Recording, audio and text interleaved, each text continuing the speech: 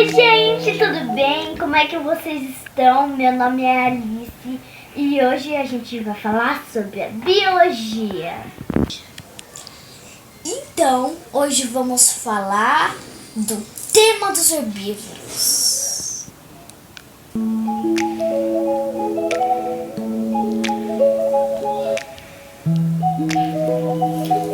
Então, gente,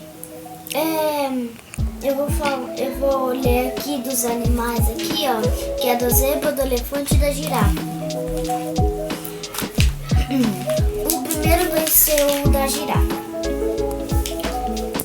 É um animal bonito e doce. É a girafa. Tem um pescoço grande para pegar folhas de árvores. Então, gente, ó, essa daqui, ó, dos herbívoros, ela aqui é a primeira. Bonitinha ela, né? Zebra herbívoro.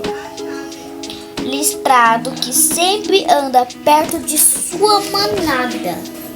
Manada é sua família, seus amigos, avós. Agora vamos mudar o elefante. Esse animalzinho aqui que tá comendo. Um nariz gigante, chamado tromba. Serve para beber água. Sem ela, o elefante não consegue. Tipo, não conseguir. Você sabe o motivo. Que tipo, um exemplo, finge que esse daqui não tem. Se ele não ter, significa por causa que ele não vai conseguir pegar nada. Não vai conseguir beber água, né? É. Não vai também conseguir respirar, porque é o nariz dele. É. Também. Então, gente, eu tenho uma novidade aqui. Esse daqui é a placa do YouTube caseira. Aqui, ó. Legal, né?